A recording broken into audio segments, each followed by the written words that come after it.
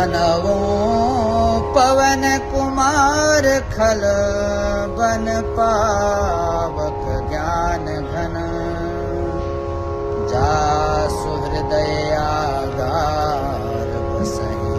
राम सर चाप धर अतुलित बल धामं हेम शैलावदेहं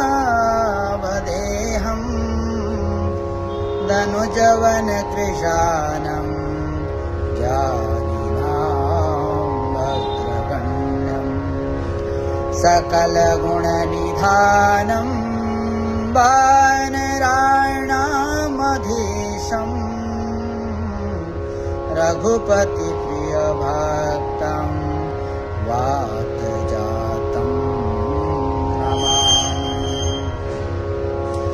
गोस्पदे कृतवारिशं मसके कृतराक्षसं रामायण महामाला रत्नं वन्दे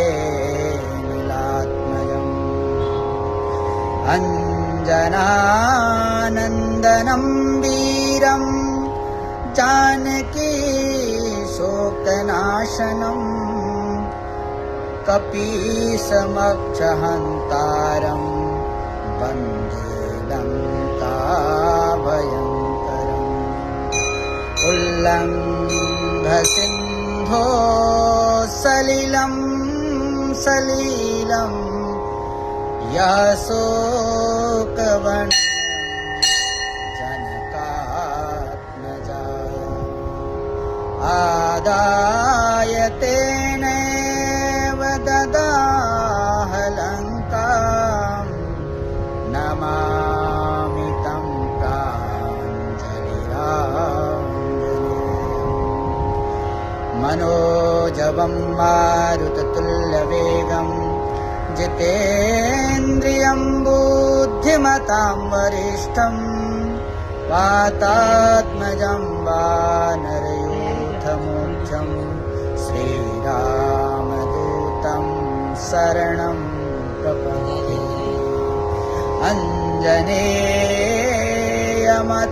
अञ्जनेयमतिपाटलाननं काञ्चनाद्रिकमनीयविग्रहं